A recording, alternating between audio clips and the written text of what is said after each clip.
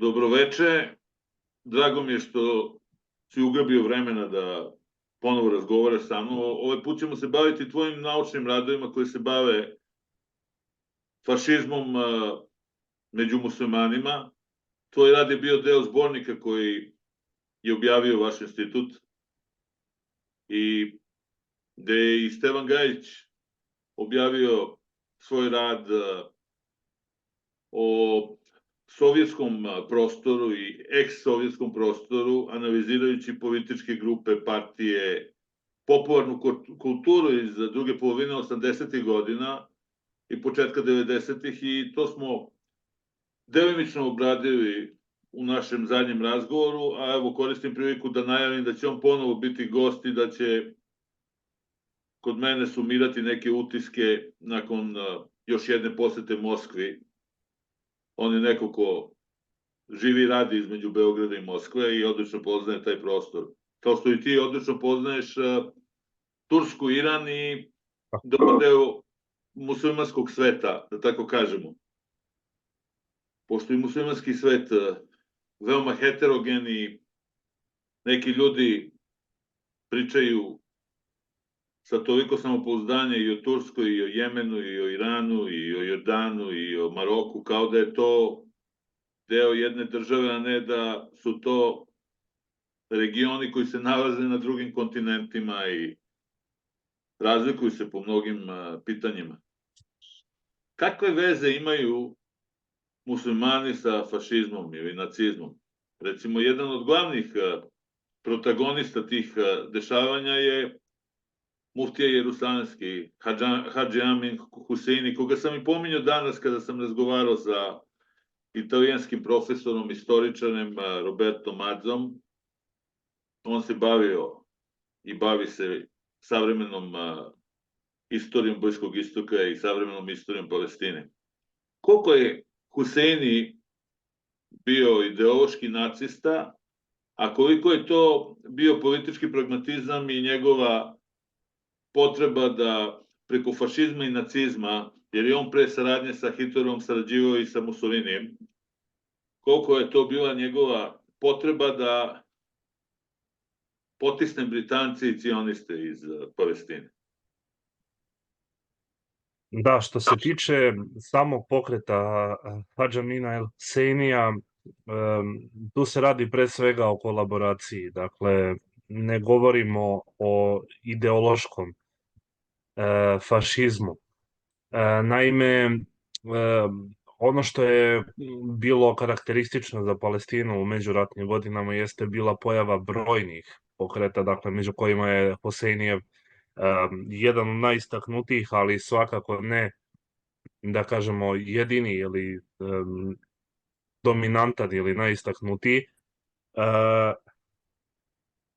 Hoseini je, dakle, neko koji je smatrao da će pomoću centralnih sila, saradnjom sa centralnim silama, moći zapravo da stvori nekakvu vrstu arapske države. Sada veoma je upitno kako bi ta arapska država izgledala, da li bi to bila Palestina, da li bi to bio deo neke velike Sirije ili slično. On je 37. ono što se često zaboravlja u tim ideološkim raspravama, pogotovo što je, da kažemo, postalo negde manir, pogotovo recimo u izraelskoj historiografiji, imajući u vidu te stalne sukobe, dakle, kojima se indirektno dokazuje pravo na teritoriju ili pravo na državnost na prostoru između mora i reke Jordan, jeste zapravo da se vrši konflacija Palestinaca sa tim nacističkim režimom. Ono što je bitno jeste da generalno međuratna elita u Palestini, kao i među drugim arapskim društvima, zapravo nije bila pronacistička. I to je nešto što je jako bitno napomenuti. Dakle, ona je generalno odrasla u sredini kojom su dominirali Britanci, generalno je bila vezana za, da kažemo, tu britansku elitu i ona je negde imala pre svega te liberalne ili nekakvu mešavinu liberalnih i nekih tradicionalnih shvatanja I ima jedan zanimljiv razgovor iz Drugog svjetskog rata.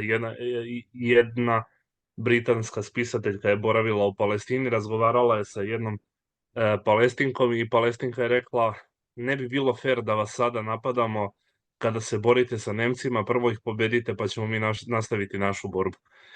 I mislim da to dobro prikazuje zapravo kakav je bio uticaj. Ono što je karakteristično za fašističke režime generalno, pogotovo možda za Hitlera, prema kome je Hoseini bio najviše naklonjen, jeste da nisu mnogo pridavali zapravo značaja Bliskom istoku. Oni zaista, čini se, nisu imali nikakvu formiranu politiku šta bi radili sa Bliskim istokom, odnosno da li bi formirali bilo šta na tom, da kažemo, terenu. I mislim da je generalno dobro pogledati radove Izraela Gershonija, dakle jednog izraelskog autora koji se bavio zapravo pre svega Egiptom, dakle egipatskim društvom u tom međuratnom periodu, ali generalno je zahvatao i te druge delove, da kažem, okolnog sveta, pa i Palestinu. O tome zapravo kolika je iluzija da su Arapi podržavali, da je postala bilo kakva smislena podrška Nemačkoj ili Italiji u tom međuratnom periodu, pogotovo sa te ideološke strane. Egipat je imao u brojnim novinama imao čitav jedan stil ili čitav jednu grupaciju karikatura posvećenih ismejavanju Hitlera, Mussolinija i drugih. Pogotovo moramo se setiti te Mussolinijeve ekspedicije u Etiopiji iz 36. To je posebno izazvalo, da kažemo, jedan revolt, i naravno okupacije Libije, dakle, sa te strane. Dakle, arapska društva svakako nisu imala mnogo razloga da veruju. Ako je neka iluzija je postojala do 36. da se nešto može postići sa tom podrškom, da kažem, fašističkim režimima, to je, dakle, već bilo skrajnuto. I ono što je bitno, dakle, Hadž Amin el-Huseini je uklonjen od strane britanske administracije 37. godine i on je faktički ostao jedna marginalna pojava posle te godine. Dakle, on je prvo bio izbačen, dakle, u Liban, posle je otišao u Evropu, gde je objavio te brojne fotografije, ali mislim da je jako bitno pogledati u kontekstu toga i kako je to izgledalo neposredno posle Drugog svjetskog rata i pogotovo tog nesrećnog rata iz 48. godine, knjigu Šaja Haskanija, koji je vodio jedan pravi mali rat sa Cahalom, sa tim, kako ih mi zovemo, izraelskim odbrambenim snagama ili faktički vojskom Izraela. Dakle, on je bio u njihovim arhivima, vodio je jednu dugu borbu zapravo da dobije registar dokumenata. Dakle, iako, da kažemo, postoji ta jedna liberalna politika na papiru Izraela da možete pristupiti njegovim dokumentima i dakle, vršiti istraživanja, u praksi to ne postoji. Dakle, ne možete dobiti registar, prosto ne znate šta vam treba kada odete u njihov arhiva i pitanje je koliko zaista možete dokumenta dobiti. I jedna možda posebno tu tipična epizoda iz 48. Naime, tada su i Arapi iz drugih delova arapskog sveta, kako bismo to možda rekli, dolazili da se bore u Palestini. Između ostalog, recimo, Marokanci su dolazili i generalno iz tog, kako bismo nazvali, Velikog Magreba. Dakle, on je objavio zapravo pisma koja su presretnuta od strane izraelskih odbrambenih snaga, koja su pisali Palestinci i generalno Arapi jedni drugima.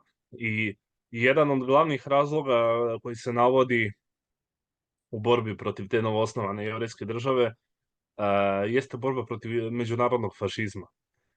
To je nešto zanimljivo. Dakle, Arapi su dolazili jer su percipirali novi izraelski režim kao fašistički. To je nešto što je možda jako interesantno u toj, da kažemo, istoriji ideja Drugog svjetskog rata i oko Drugog svjetskog rata. Naravno, to nikako ne abolira el-Huseinija kao kolaboranta i kao čoveka, da kažem, koji je možda i u toku Drugog svjetskog rata usvajao te neke ideje fašističke ili nacističke, ali svakako daje jednu potpuno drugačiju sliku arapskog društva, dakle, u tom periodu. Pa evo, ja bih dodao da je prva značajna biografija o Hadž Aminu Huseiniju napisana od Filipa Matara, on je američko-arapski istoričar koji je rođen u Jerusalimu 1944. godine i objavio je tu biografiju 1988. Nju sam imao prilike da čitam u Američkom institutu za orijentalistiku pre 10 godina. Naravno, neki će misliti da je to revizionistička knjiga, međutim, Filip Matar je ozbiljan istoričar, on je predavao na Yale, na Georgetown univerzitetu i dobio je odbranio je doktorsku disertaciju na Kolumbiji u Njujorku i njegov doktorat je bio o bliskoistočnoj istoriji i koji je kasnije predavao. Ono što je isto zanimljivo je da političari poput Netanjahua često pominju da je Huseini dao ideju Hitleru da izvrši holokaust, da krene u fizičku eliminaciju evropskih judaista, Jevreja tokom Drugog svetskog rata. Međutim, ono što se stalno prenebregava je da on nije imao toliki uticaj u arapskom svetu koliko je imao uticaj na balkanske muslimane. On je formirao Handža diviziju i pomagao je formiranje Skenderbeg SS divizije, a da pritom u ovom regionu nije postojala nijedna pronacistička ili SS formacija koja je ratovala u Drugom svetskom ratu. I opet njegova ta kratkovidost se vidi po tome što je Handža divizija delovala od novembra 1943. godine pa do maja 1945. godine. Znači, ja ne umanjujem njihove zločine, ali ta kratkovidost se vidi u tome što su oni ušli u Drugi svetski rat kada je on već bio odučen. Period od decembra ili novembra 1943. godine pa do maja 1945. godine je period taktičke defanzive nemačke formacije. Znači, oni su doživeli seriju poraza tokom 1943. godine, da je inicijativa prešla na suprotnu stranu. I onda je ovaj njih mobilisao u zadnjoj fazi rata, kada je ostalo samo da se gine bez veze. Koliko je njegova uloga bila značajna za naše muslimane, balkanske muslimane? Da, što se tiče te uloge, dakle, on je imao pre svega ulogu propagandiste, dakle, nekog autoriteta koji bi,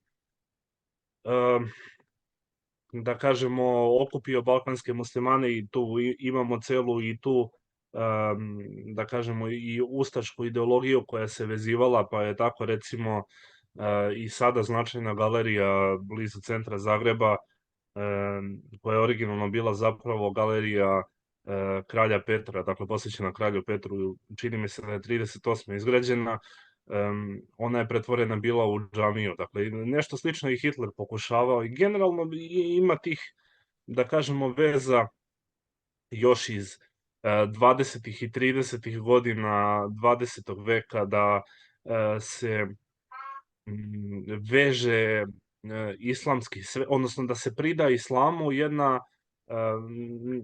pa rekao bih možda i mitološka, da kažem, nijansa ili karakteristika u tome da je islam nekakva vojna religija koja bi doprinela tome da se nekakva dekadencija međuratnog društva, jer moramo se setiti da je već, dakle, u tom međuratnom periodu imamo razočaranje tim, da kažemo, klasicima evropske misli i potragu za nečim novim i već tada imamo radove tih orijentalista koji, dakle, pišu da je islam nekakva militantna religija koja će sada izvući nas iz dekadencije i da je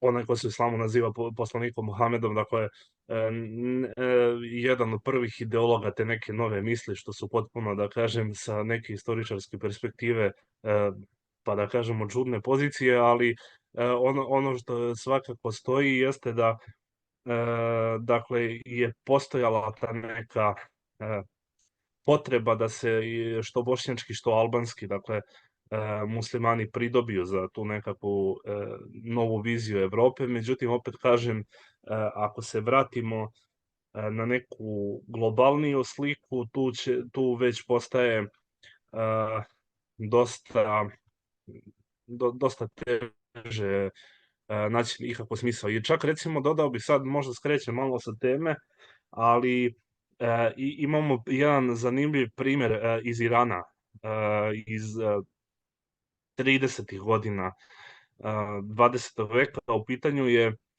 jedan Kurd, zapravo iranski, Mohsen Jaharsuz iz Kermašaha. On je studirao u Bejrutu i na pravnom fakultetu tadašnjem u Teheranu, i on se generalno bavio prevođenjem sa francuskog, sa engleskog, eventualno sa arapskog na neki od ta dva jezika. Ono što je karakteristično jeste on je objavljivao odlomke Mein Kampfa u tom periodu. Međutim, oni su dosta karakteristični po tome, on je promenio čak i ime tih memoara, on ih je nazivao Haterate Hitler, to Hitlerovi memoari bi se možda prevelo najbolje. Kada čitate te Hitlerove memoare takozvane, oni uopšte ne liče na Mein Kampf. Dakle, on je potpuno izmenio njihov smisao i tu recimo gde Hitler navodi nekakve primere evropske kulture, evropske arhitekture, on to izbaci i onda ubaci Persepolis i onda izmišlja potpuno kako Hitler je veliki fan persijske kulture, kako je to izgubljena indoiranska neka veza, nekakvog večitog duha iranstva, čak i Mahdija upleo u celu tu priču i stvorio je jednu potpuno novu ideologiju. Međutim, opet kažem, ako se vratimo zaista da kažemo, u tim spisima što Hitlera, što Mussolinija, oni zaista nemaju nikako izgrađenu politiku prema Bliskom istoku, prema tim zemljama. Dakle, njih je pre svega interesovala Evropa i to je nešto zašto je uopšte teško govoriti ili porediti te ideje fašizma sa bliskoistočnom politikom ideja. Recimo, kolega Rajko Petrović, on je napisao, odnosno pisao je o tom fašizmu u Latinskoj Americi, koja je geografski, da kažem dalje, međutim opet politika u Latinskoj Americi i ideje u Latinskoj Americi su nastavak Evrope. Da, normalno, i populacija je iz Italije i Španije, nisu oni autohtona populacija, znači sve političke ideje i sve anomalije koje postoje u Italiji i u Španiji i u Portugaliji, oni su jednostavno preneli na drugi kontinent. Znači, to je tradicija političkog organizovanja u tim društvima, kao što su anglosaksonska društva, britansko društvo konkretno, je prenelo svoje vrednosti na Severnu Ameriku. I sad, ko je tu dolazio posle, on se uklapao u taj svetonazor i naravno da je i ta država trpela određene promene u ovih 200 godina, zahvaljujući melting potu, ali ipak ovi daju pečat i po broju i po uticaju na politički život. Kažem, ovi mislim na Britance, odnosno potomke britanskih iseljenika. Sigurno Srbi nemaju taj uticaj u Severnoj Americi. Čili mogu da se prilagode tamošnjoj političkoj klimi i partijama i da budu deo toga, ali mi nemamo nikakav poseban uticaj u tim društvima, nažalost. Da, apsolutno se slažem. Dakle, generalno sada vraćamo se možda na ta neka metodološka pitanja.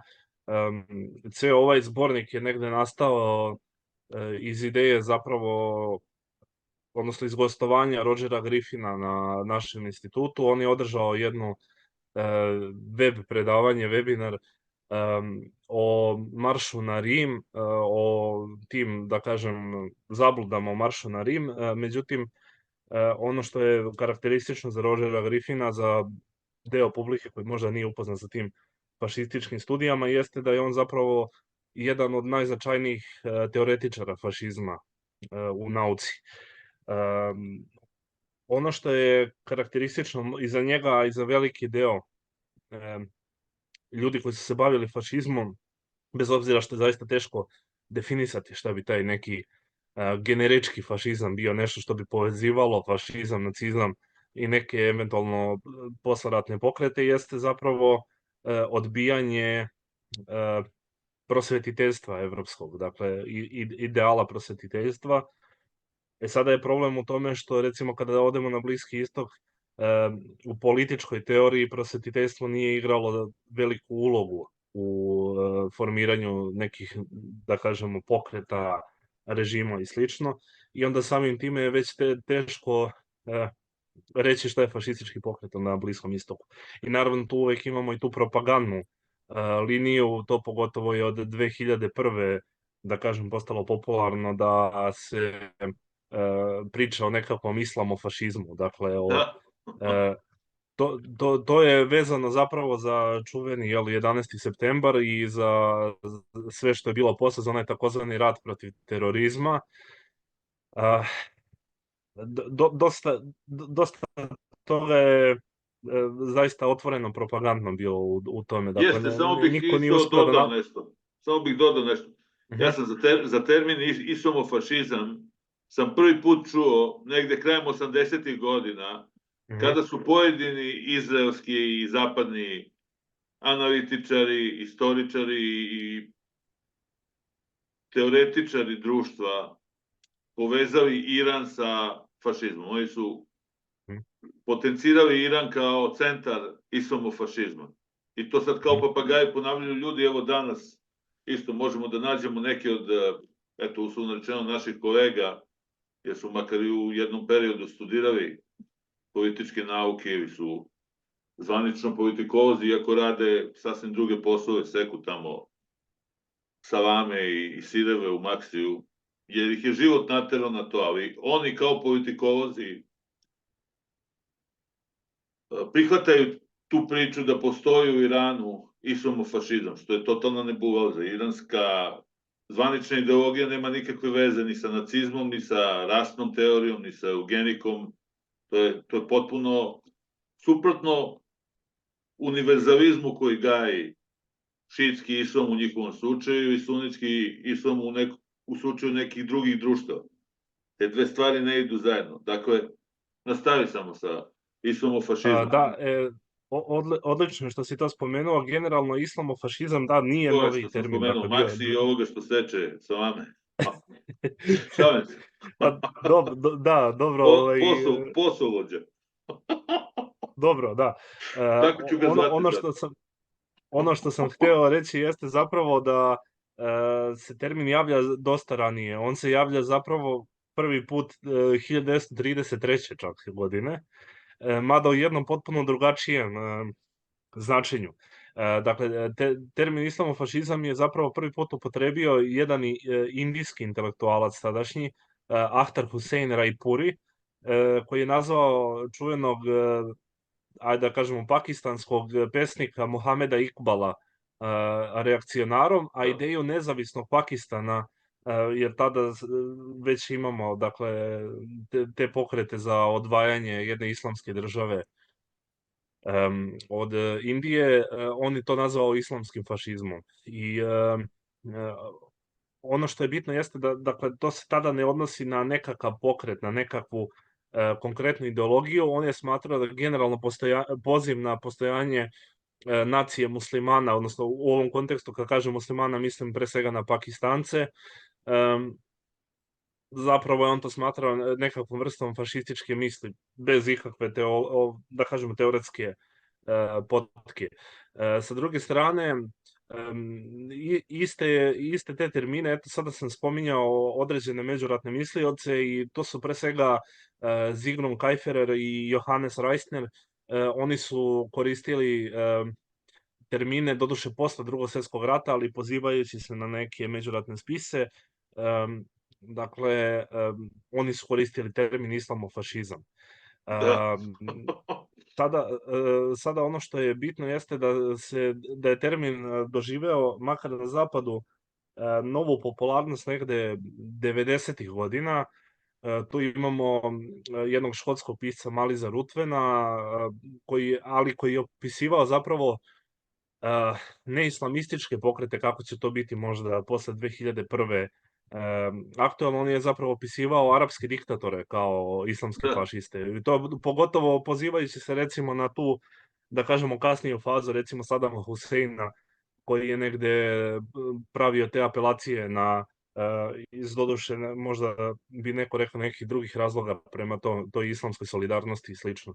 Dakle, generalno, taj termin je menjao, da kažemo, svoju upotrebu, ali je ostao negde marginalizovan, makar što se tiče, da kažemo, generalne populacije sve do 2001. I onda od 2001. zaista imamo jednu najezdu termina islamofašizam kao dobre, što bi rekli Englezi, buzzword, dobre ključne reči koja opisuje ko je loš momak u celoj priči. I zapravo imamo tu jednu zanimljivu knjigu Abdelhamed Samada, koji je Egipćanin, ali koji živi i radi u Nemačkoj, i koji je posebno postao, da kažemo, popularan kritikom muslimanskog bratstva, i on je generalno bio originalno, makar kako tvrdi, član muslimanskog bratstva. Međutim, njegova knjiga je zaista sa te teoretske strane veoma problematična, jer, kako bih rekao, kada neko nađe takozvani Führer princip, dakle taj princip nekog bezgrešnog vođe koji će upravljati nacijom u poslaniku Muhamedu, meni je to već, da kažem, sa istoričarske strane veoma, veoma Pa to je problematično. klasično projektovanje savremenih ideologija i istorijskih ličnosti na istorijske ličnosti iz ranog srednjeg veka, što je samo po sebi netačno i može da odvede na krivi trag. Ali je popularno, kažem ti, ljudi koji ne poznaju ovaj region, ali vole da iznose stavove, čvrste stavove o tome, su proglasili Hamas i islamski džihad kao islamofašističke organizacije. Da. Iako, da, kaži. Da, ne, slobodno, da. Dodaćemo kraj. Pa, to je samo po sebi besmisleno, zato što mogu da, na primjer, kažu da je Hamas deo muslimanskog bratstva. To nije pogrešno. Mogu da kažu da je Erdoganova partija isto deo muslimanskog bratstva. Mogu da kažu da je Islamski akcioni front, koji je u svoje vreme bio najveća opozicijona partija u jordanskom parlamentu, deo muslimanskog bratstva. Ali nazivati njih islamofašistima je totalna nebuloza. To može ovako da zvuči interesantno kada se sastanu ti propali politikolozi i propali istoričari, pa razmenjuju stavove na društvenim mrežama. U nekoj ozbiljnoj historiografiji i ozbiljnoj nauci takvi plitki stavovi, takve plitke analize nemaju nikakvu težinu. To je za kurir. Valjda ni u kuriru to ne objavljaju. Pa da, mislim, slažem se generalno. To je isto zanimljivo, eto, kada spominjamo već Erdoana i njegovu partiju i, da kažemo, Tursku, i to je bilo popularno u nekim periodima. Mislim, generalno, kao što pretpostavljam veliki deo publike zna i pretpostavlja i osjeća, taj fašizam se koristi danas za sve i svašta, ali to čak i nije savremena pojava. To je pojava, recimo, koju je Trocki već 30-ih primetio, dakle, pre Drugog svjetskog rata, pre svega što je fašizam, dakle, učinio u tom Drugom svjetskom ratu. Trocki je pisao i u jednom referatu zapravo da se fašizam danas koristi za sve i svašta što mi ne volimo, i to je nešto što je ostalo faktički u tom posleratnom periodu. I generalno je problem i veliko pitanje da li fašizam znači išta, i to je nešto što je, recimo, sada sam spominjao tog Rožera Griffina, on je da kažemo, bio inovativan po tome što je uopšte tvrdio da postoji nešto što može vezati fašizam i nacizam. Veliki deo 20. veka se smatralo da ta dva pokreta su odvojena, da to je pogotovo karakteristično recimo za nemačku istoriografiju i istoriju ideja i sociologiju i društvene nauke generalno, da tvrdnja da fašizam i nacizam zapravo nemaju ništa zajedničko i da su oni dva potpuno odvojena pokreta, da nacisti nemaju nikakve veze sa fašistima. Međutim, Roger Griffin je neko ko je opet vratio tu tvrdnju da postoji nešto što ih može vezati. Sada ono što jeste problem jeste što ni sami fašisti nisu mogli da se dogovore oko toga šta je fašizam. Zapravo oni su imali jednu konferenciju, međunarodnu fašističku konferenciju u međuratnom periodu, gde su pokušali da naprave nekakvu vrstu fašističke internacionale, što je jako zanimljivo, s obzirom da fašizam generalno insistira na takozvanoj ultranaciji, dakle na nacionalizmu iznad svega. Oni sami nisu mogli da se dogovore na toj konferenciji šta je fašizam, dakle i ko je fašista pravi. I u tom smislu je zaista dosta problematično generalno tražiti taj neki generički fašizam, kako kaže, dakle taj neki fašistički minimum koji bi odredio šta je to fašizam. I to recimo posebno je možda zanimljivo za Iran. Dakle, u tom smislu ja to volim da citiram možda bolje nego te klasike, da kažemo, misli islamske revolucije, Alija Šarijatija, koji doduše nije, da kažemo, deo te ortodoksne misli islamske revolucije, ali koji napravi jednu tipologiju između onoga što je nazvao crnim šizmom i crvenim šizmom. Dakle, on je želeo da napravi novo društvo, dakle, nije želeo da napravi, da kažemo, povratak u neki 7. vek, u neko idealno društvo iz poslanikovog vremena, već je hteo zapravo da napravi jedno potpuno novo društvo zapravo koje bi dočekalo taj neki dolazak Mahdija, dakle jednu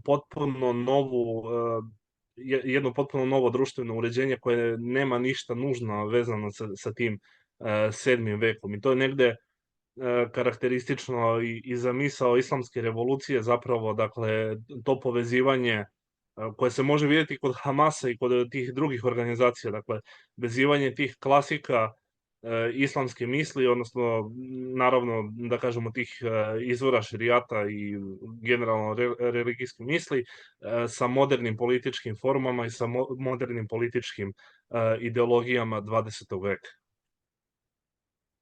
Pre svega, mi nemamo ni jednu fašističku državu od 45. godine do danas. Znači, državu koja će zvanično da istupa kao fašistička država. Ta ideologija je propala 1945. godine. Mi imamo tolike nove ratove, a svi su se uhvatili za Drugi svetski rat koji je bio pre skoro 100 godina. Kao što su se neki isto uhvatili kod nas za Tita. Tito je mrtav skoro 45 godina. Ja sam išao u prvi razred osnovne škole kada je on umro. A sad malte ne idem u penziju. I ovi i dalje pričaju o Titu i Kardelju kao da su na vlasti, a ne da su mrtvi 50 godina. Ali ništa, poslaću ti ja link za par minuta, sada ističe ova sesija, pa da nas ne preseče. Eto, čujemo se za par minuta.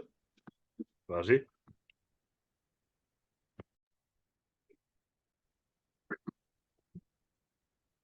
Koliko je autora obrađeno u tom zborniku i kakve su sve teme pokrenute? Da li je taj zbornik dostupan na internetu, na primjer? Da, zbornik trenutno nije dostupan na internetu. Ne znam da li ćemo ga kačiti na, da kažemo, repozitorijum naš. Inače, to bih bar pozvao, eto, gledaoce da pogledaju. Mi smo pokrenuli relativno nedavno repozitorijum za radove makra koji su javno dostupni na repo.is.rs i to je jedna dobra inicijativa generalno našeg Ministarstva nauke da, dakle, se krene sa tom digitalizacijom famoznom, ali pre svega dakle sa tim objavljivanjem naučnih radova državnih instituta. Što se tiče samog zbornika, zbornik je generalno podeljen u dve celine, u metodološku celinu, dakle teoretsku celinu o tome šta je fašizam, šta se može smatrati fašizmom, pogotovo u tom kontekstu posleratnog perioda gde postoje ti, da kažem, problemi toga da pokreti koji se mogu možda smatrati fašističkim uvek ili skoro uvek negiraju da su fašistički. A sa druge strane imamo, dakle, taj drugi deo koji se bavi temama, dakle, kao što sam ja obradio taj takozvani islamski svet, tako su drugi se bavili Latinskom Amerikom, Rajko Petrović, a Stevan Gajić se bavio, da kažem, Rusijom, tim postsovjetskim prostorom. Imamo naravno i teme iz drugih, da kažemo, delova sveta i mislim da generalno je zanimljiv zbornik. Možda je moj rad negde i najegzotičniji u celom ovom zborniku, ali mislim da bi gledalcima bilo zanimljivo da pogledaju i druge radove, naravno. Evo, mi smo ovde obradili dva rada, tvoj i rad doktora Stevana Gajića. Koliko ima fašističkih tendencija u našem društvu? Da li postoje ozbiljni politički pokreti koji baštine neonacizam? Mi znamo da, naravno, jedan deo našeg društva, kao što je to slučaj svuda u Evropi, ispoljava te tendencije i to nisu samo podkulturne grupe gde se skupljaju tinejdžeri na koncertima ili utakmicama, nego imamo i intelektualce koji decenijama pokušavaju da afirmišu te ideje, te propave ideje, to bi bilo onako preciznije reći za ideje o staveškom društvu, na primjer, ili za ideje o eugenici, za ideje o autarhičnoj ekonomiji i sličnim konceptima koji su se pokazali neefikasni protiv liberalizma. Mi volili ili ne volili liberalizam, on se pokazao kao najžilaviji i najčvršći protivnik.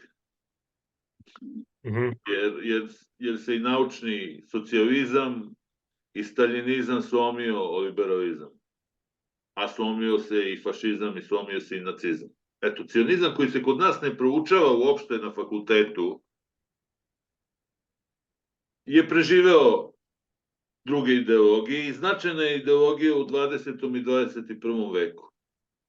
Ako se gleda kako funkcioniše ne samo Izrael, nego i drugi centri u svetu koji zastupaju cionizam, njima uopšte ne ide loše poslednjih decenija.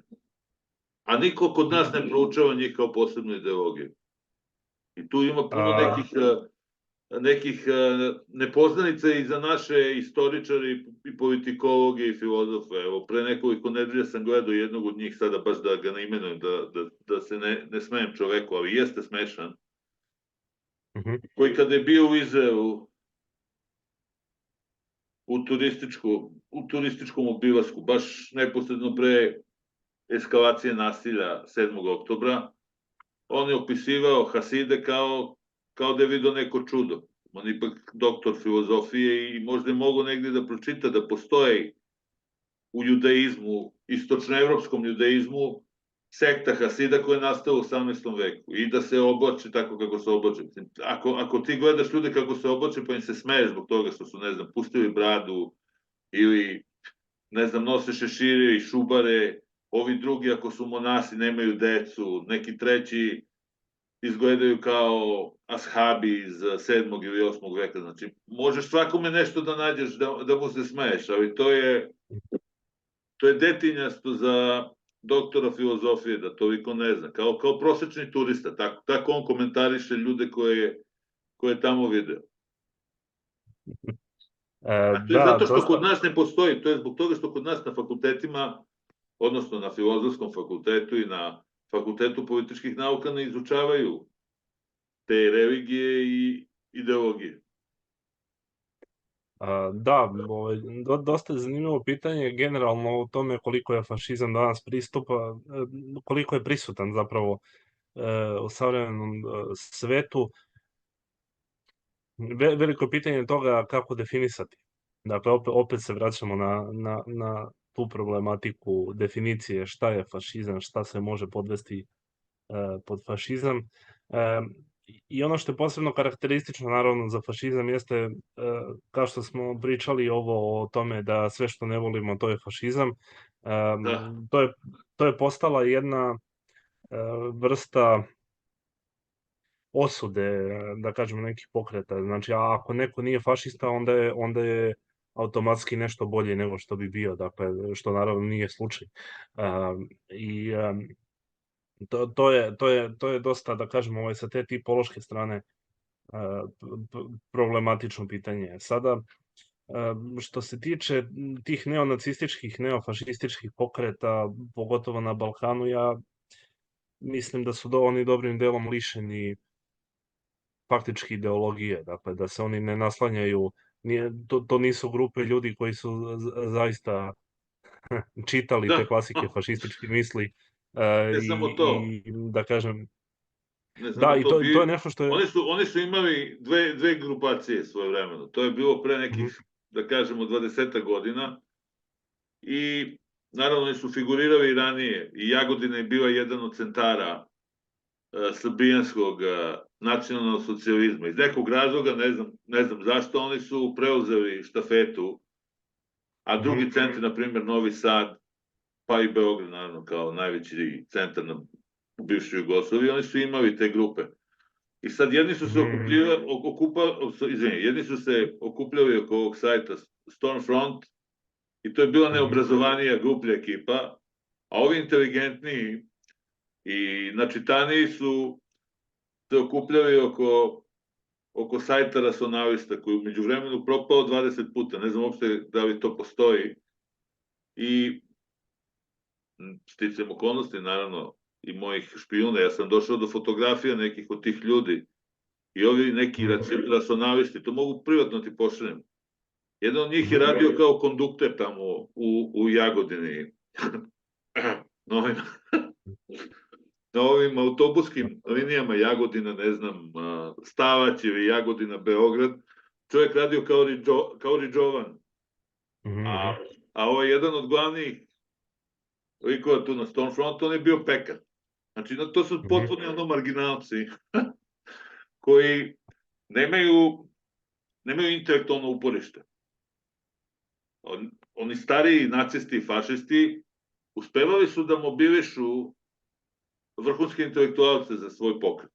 I sad oni su dolazili tu iz ovog ili onog razloga i tu je dobra Hamiltonova studija Fašizam i intelektualci. Ne znam da li se čita to. To je klasik sada. To je knjiga koja je izašla, čini mi se, krajem 60-ih ili početkom 70-ih.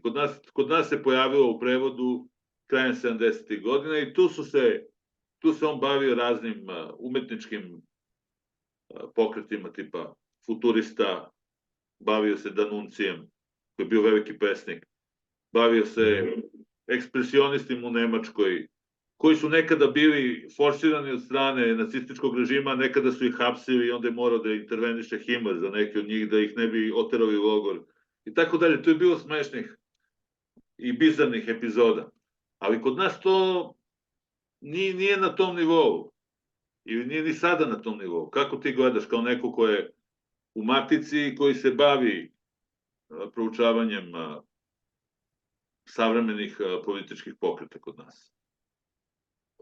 Pa da, mislim, generalno, ja mislim da to možemo i u celom svetu reći. To je nešto što je čak i Roger Griffin, uprkos tom insistiranju na generičkom fašizmu i slično, rekao da zapravo ti pokreti posle Drugog svjetskog rata su nešto drugačije u odnosu na taj klasični fašizam i da klasični fašizam ne postoji zapravo posle 45. Jeste. godine. Međutim, problem je upravo sa tim grupama, kao i generalno sa tim fašizmom. Imamo tu možda dobre studije kao što je Umberto Eco pisao, to je radio recimo u zborniku Dušan Dostanić sa Instituta za političke studije, o tome da li je fašizam ideologija ili je estetika ili je nešto treće. I sada tu se vraćamo na takve stvari. Recimo ono što je zanimljivo, evo sada opet možda odlazimo od pitanja, a to je revolucija u Iranu iz 1953. godine, odnosno ona čuvena operacija Ajant Sjedinjenih Američkih Država i Velike Britanije zapravo. Oni su okupili jednu grupu ljudi koji su imali potpuno nacističku simboliku. Dakle, to su bile, nije bila svastika ona tradicionalna, ali je bio je simbol koji je u belom krugu, koji je na crvenoj zastavi, dakle ono potpuno, da kažem, sa te strane identično, nosili su uniforme, čak je recimo vođa zapravo i te najbitnije frakcije, Darijuš Foruhar mu je bilo ime,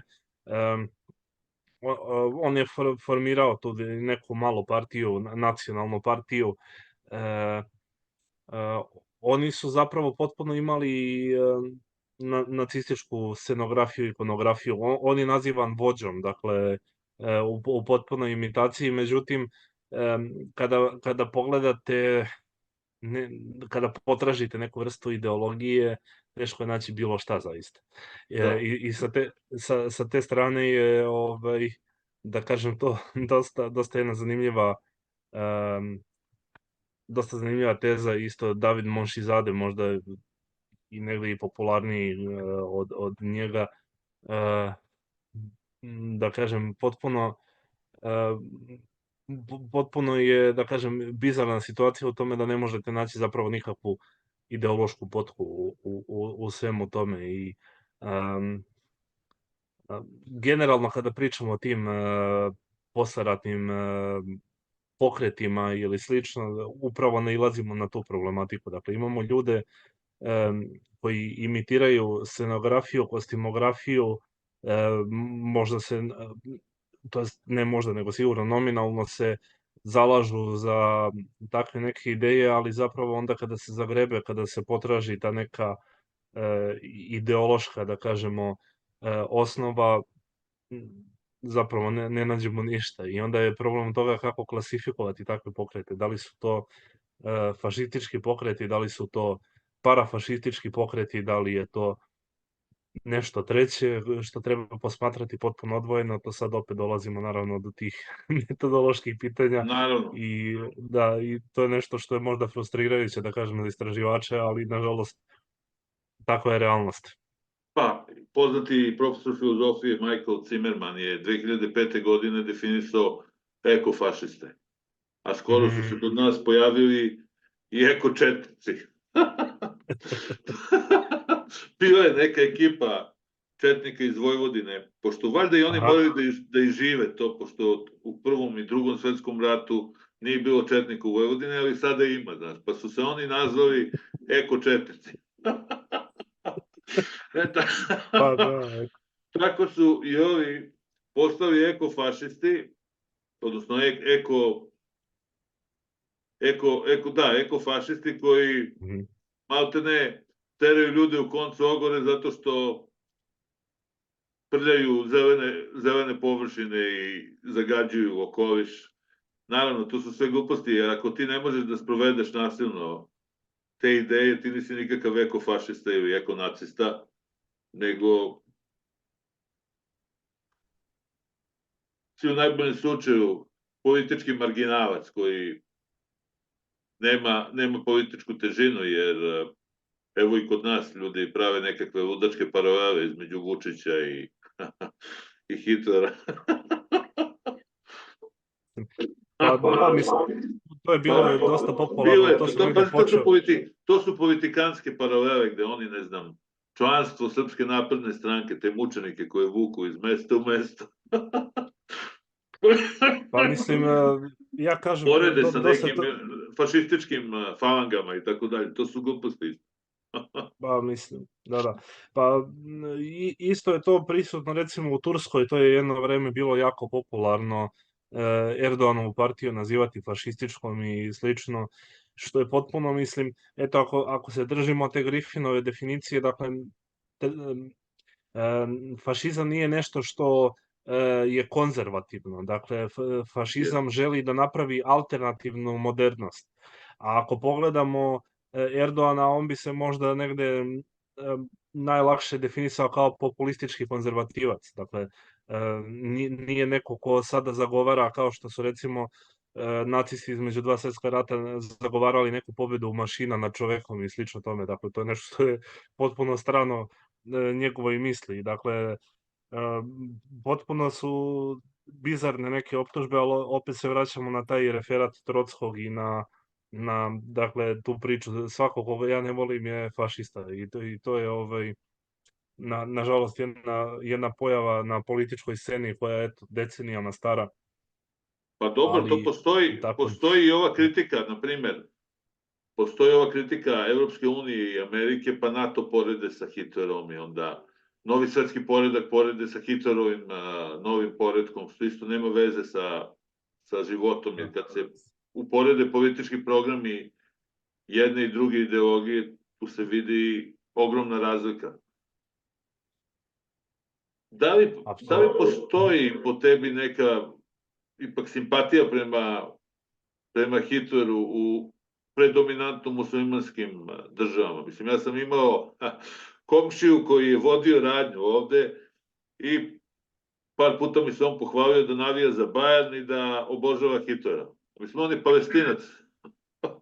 Koga su ovi židovi cionisti najurili ovde i verovatno iz tog razloga ima simpatije prema Nemcima, a ne iz nekog ideološkog razloga. Koliko je to uzrokovano anticionizmom i činjenicom da posle skoro 100 godina Izrael nije prihvaćen u ovom regionu? Da, to je jedna jako zanimljiva tema generalno.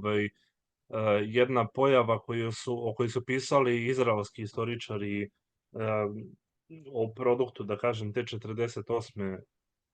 čuvene, jeste zapravo činjenica da su arapske porodice koje su učestvovale recimo u prebacivanju Jevreja u britansku Palestinu između dva svetska rata, da su se odricali svojih odlikovanja koji su dobijali od Jevreja zapravo u tom kontekstu posle 48. godine. I to je nešto što se odrazilo generalno na političke misli i tih režima na Bliskom istoku, ali naravno ono što je bitnije jeste da se pojavilo, da kažem, i u narodu to veličanje Hitlera ili nekakve simpatije.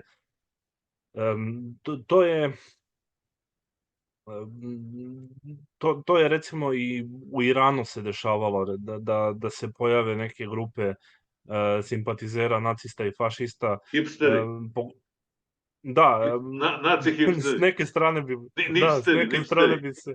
Da, oni su nipsteri. Jer postoji taj izraz za nacističku vrstu hipstera, nipsteri. To je... Pa da, mislim, to je, da kažem, neka osnova na kojoj su ljudi sticali simpatije i opet ima tih projekcija, kao što sam spominjao Jahan Suza, dakle, koji je pisao te memoare, koji je pretvorio Hitlera u nešto što bi on želeo da Hitler bude, tako isto se javlja to i među pojedincima na arapskoj ili iranskoj ili već kojoj drugoj sceni. Dakle, to je jedan možda i posebno zanimljiv fenomen, da kažem. Generalno, mislim, uspon antisemitizma je opet vezan za 48. i nekako ne možemo se nje osloboditi kao vododelnice, da kažem, u mnogim ideološkim momentima, ako tako možemo reći, na Bliskom istoku pogotovo. Koliko je nacizam popularan među savremenim muslimanima na Balkanu? Mi znamo na primjer, da vahabizam ima svoje pristavice u BiH, na Kosovu, među balkanskim muslimanima. Naravno, on nije popularan. Vahabizam nije ni blizu popularan kod nas kao, na primjer, ovde, gde mu je centar. Znači, ja ovde na svakom ćošku mogu da naletim na njih. Dok je kod nas to ipak ekskluziva. Još uvek je ekskluziva i verovatno će još dugo biti ekskluzivna škola islama. A ako nemaš ništa protiv, samo vratit ću se na prethodno Vrati se pitanje, slobodno. zato što sam nešto zaboravio, a to je Kaži, kaži. Naserov režim u Egiptu, zapravo koji Jeste. je često opisivan kao nacistički, zapravo u zapadnoj štampi, pogotovo vezano za sukobljavanje sa Izraelom. I onda je nastao jedan termin u zapadnoj štampi koji ga je dugo pratio, a to je kuskus Mussolini.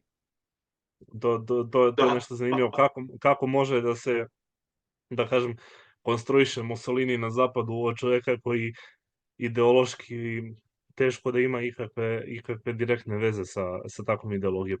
A da se vratimo što se Kaži. tiče konkretno Balkana i generalno, mislim, islamskog sveta, teško da možemo govoriti o nekom prisustvu nacizma i fašizma, makar u nekoj osetnoj meri, ako tako možemo reći. Ono što je možda karakteristično jeste to prisustvo ideologije muslimanskog bratstva zapravo, i to je Sejid Kutub je, da kažem, imao dosta uticaja na Aliju Izetbegovića i na njegovu Jeste. panislamsku deklaraciju. Sada, ako bismo se vodili Abdel Hamad Samadom, koga sam spominjao u Nemačkoj, on je opisao muslimansko bratstvo kao potpuno fašističku organizaciju. Tako bi se eventualno mogla napraviti neka veza, pa onda da sve simpatizere bratstva, sve ihvanije da nazivamo fašistima, ali inače konkretno ja se ne slažem generalno sa tom dezignacijom muslimanskog bratstva kao fašističkog, bez obzira, ne ulazim kvalitativno u to da li su dobri ili loši, ali teško da zaista možemo naći neko prisustvo nacizma i fašizma, pogotovo u tom ideološkom smislu. Dakle, čak i ako pogledamo, da kažemo, Bošnjake i Albance u Drugom svetskom ratu koje smo spominjali i njihove SS divizije, opet oni su bili motivisani političkim oportunizmom i oni su, dakle, želeli da iskoriste taj nacistički pokret, nacistički režim za neke svoje svrhe. Teško je naći jednog ideologa među Bošnjacima i Albancima koji je zaista ozbiljno se bavio nečim takvim i generalno teško bi bilo negde pomiriti verovatno, da kažemo, islamsku religiju sa nacizmom koji je bio antiteistički. Dakle, negde ako je, da kažemo, crkva je bila tolerisana, to je tolerisana. Dakle, nije bila osnov religije, onda pogotovo još kada to prebacite, da kažemo, u drugi religijski kontekst. Sada, da, dakle, generalno rekao bih da fašizam kao takav nije odigrao neku veliku ulogu na Bliskom istoku i generalno u tom muslimanskom svetu, opet po znacima navoda, više nego što je imao tu ulogu, da kažemo, potencijalnog oportunog saveznika za nečije političke ambicije između 39. i 45. godine. Pre svega, revizionistički cionizam Zeo Jabotinskog ima mnogo više sličnosti sa fašizmom i nacizmom nego bilo koji član muslimanskog bratstva. Znači, muslimansko bratstvo kao organizacija ima mnogo manje sličnosti sa tom ideologijom nego desni cionizam koji se preklapa sa desnim ideologijama iz Evrope, samim tim što istina, Nazdravlje. da, to nije slučajno što sam sada kinuo, jer postoji ta sprega cionizma i raznih desničarskih i antisemitskih pokreta u Evropi. Oni su se nadopunjavali i ti pokreti su smatrali da će preko cionista da se reše evropskih Jevreja. Cionisti su opet mislili da će preko ovih desnih autoritarnih režima uspeti da pritisnu neodlučne Jevreje, Židove iz Evrope da dođu ovde. I tu su oni imali zajednički interes. Naravno, jedni su preživjeli Drugi svetski rat, drugi su potpuno propali i nema ih više u nekom relevantnom obliku. Koliko možemo da tvrdimo, na primjer, da je Jabotinski bio fašista i da je njegov Bejtar bio fašistička organizacija? Bejtar je mnogo sličniji nacizmu nego muslimansko bratstvo. Da, dakle ono što moramo obratiti posebnu pažnju tu jeste da je cionizam produkt pre svega evropskih ideologija. Dakle, tu sada se vraćamo na to pitanje muslimansko bratstvo. Zašto je teško recimo opisati muslimansko bratstvo kao fašističko? Jeste zato što fašizam se nadopunjuje na ultranacionalizam, dakle, i to je jedna od glavnih stvari. Sada kažem opet, ako se vratimo, Abdelhamad Samad je negde pokušao da konstruiše tu priču tako što bi on zapravo celu islamsku zajednicu opisao kao naciju, što mislim da je to je u nekom duhovnom zaista... smislu, to niko ne misli da su svi muslimani jedna nacija koja govori istim jezikom i koja je rasno i sociološki homogen. Da, i mislim generalno ako tako krenemo da širimo definiciju, onda ćemo zaista proširiti, teško da će ostati jedan pokret koji nije fašistički onda u svetu.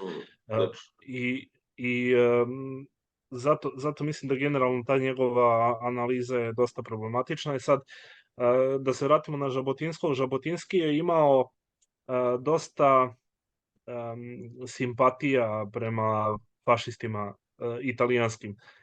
I to je negde ostavilo traga u tom revizionističkom cionizmu, iako moram napomenuti da je on ostao marginalizovan u tim svojim ekstremnim tvrdnjama, čak i među revizionističkim fašistima. Italija je generalno bila... Misliš revizionističkim cionistima? Što sam ja rekao, da? Ti si rekao revizionističkim fašistima. Mislim, oni jesu. Da, dobro, da. Kasno vreme ostavlja svoje tragove. Da, dakle, generalno Italija imala tu neku privlačnu snagu do 38. zapravo, kada je i Mussolini definitivno rešio da se prikloni Hitleru i da, dakle, uništi faktički tu jevrejsku zajednicu u Italiji. Samim time je on postao, odnosno da usvoji antisemitizam manje više, dakle ta zajednica u Italiji, nego generalni taj princip antisemitizma je definitivno, da kažemo, negde cioniste odvojio od simpatija prema fašizmu. Ali svakako i ta privrženost evropskom racionalizmu i odbijanje, možda delimično u slučaju revizionističkih cionista, je svakako nešto što je dosta bliže evropskom kulturnom kontekstu, samim time i fašizmu i drugim ideologijama, nego što je to slučaj sa muslimanskim bratstvom i sa generalno, da kažemo, pokretima u tom. Opet se vraćamo na tu frazu koju baš i ne volim, ali sam je silom prilika iskoristio, islamskom svetu. Dakle, sa te strane je naravno dosta lakše pisati i analizirati cionistički pokret i generalno Izrael nego islamske države po tom ključu i islamski pokret. Da li hoćeš još nešto da dodaš ili kako? Pa, kaži. Da, mislim, ono što bi možda bilo blisko tom evropskom kontekstu jesu pokreti Ataturka u Turskoj, koji je imao veza sa italijanskim fašizmom. Generalno, ono što mi negde možda, da kažem, loše percipiramo, a to ima razloga zašto loše percipiramo, ideoloških, Ataturk nije imao izgrađenu potpunu viziju toga šta bi bila Turska posle Prvog svjetskog rata i čak i u periodu kada je on preuzeo zapravo Tursku, dosta toga je improvizovano, dosta toga je, da kažem, uzimano iz drugih pokreta i samim time su negde fašisti bili italijanski fašisti, jedan od, da kažemo, uzora za Ataturkovu državu. Paradoksalno, možda drugi je bio Boljševički i Sovjetski savez. Dakle, generalno se nastojalo preuzeti iz drugih država ono što je smatrano za dobro. I sa druge strane, režim Pahlavijske monarhije u Iranu je dosta po tom pitanju možda zanimljiv, upravo iz toga što su ova dva režima insistirali na prenošenju Evrope na da kažemo, Bliski istok. Dakle, sa te strane ova dva pokreta su, odnosno ova dva režima su možda negde, da kažemo, zgodniji za analiziranje nego što je to slučaj sa raznim, što tim takozvanim panislamističkim pokretima, što, da kažem, raznim islamskim pokretima nekim drugim državama. Pričao sam o Mošizadevu Foruharu, ali generalno i sam Mohamed Reza Pahlavi je možda tu negde najozloglašeniji, pošto je on bio neko ko je rado slušao Radio Berlin 39. 40. do 41. godine. Čak i posle toga imate upravo ovo što sam pričao, 53. ovu revoluciju, dolazak na vlast nekih ljudi koji su, da kažemo, gajili simpatije prema nacizmu, makar u toj kostimografskoj sferi. Da.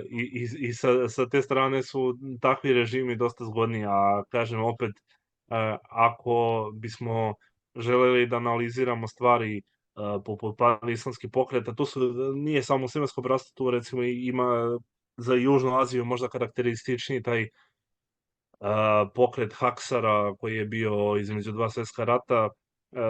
Zaista onda se mora definicija do te mere proširiti fašizma da onda zaista mislim da prestaje da bude korisno zapravo za izučavanje i analizu bilo čega. Dobro, da, ako se ode na sve i svašta, onda to više nije fašizam. Mhm. Eto, možemo ovde da završimo, ako još nešto ne želiš da kažeš. Pa eto, to bi bilo možda to. Mislim da ovako, da kažem, radi onako u tom zborniku dosta sublimisan, s obzirom da sam pokušao da zahvatim što je više moguće tih pokreta i režima u jednom vremenskom periodu od stotina godina, ali svakako bih gledaocima preporučio da pogledaju, tu imamo i rad od Rodgera Griffina, imamo razne ljude koji su se bavili ozbiljno teoretskim fašizmom, tu su Todor Kuljić sa našeg filozofskog fakulteta, profesor Tihomir Cipek sa političkih nauka u Zagrebu, imamo Rastka Lompara Da, koji oni se imaju bavio iskustvo dosta... sa tim. Da, apsolutno. Jovo Bakić, između ostalog sa opet našeg filozofskog fakulteta, i Miša Đurković, direktor našeg instituta, i naravno tu imamo Dušana Dostanića koji se bavio tim stilom. Spominjao sam već Rajka Petrovića, Stevana Gajića, zaboravio sam nepravilno da spomenem kolegu Aleksu Filipovića koji je nedavno doktorirao u Rusiji, koji je pisao zajedno sa Gajićem, dakle taj rad o Rusiji, tako da mislim da ima zanimljivih tema za gledaoce Pa da ima. pogledaju. Ako bi mogo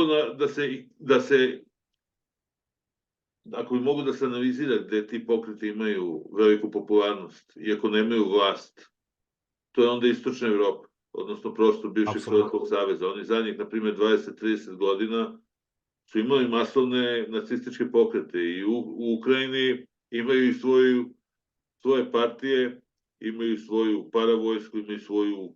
To više nije paravojska, oni su deo regularnih snaga Ukrajine i ratuju.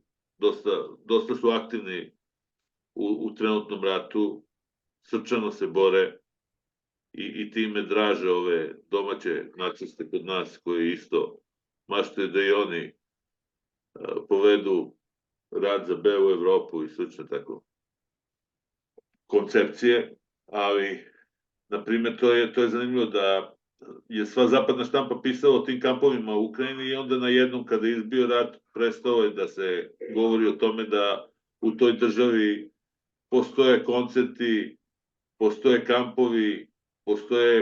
kampovi gde se deca obučavaju da rukuju oružjem i tako dalje.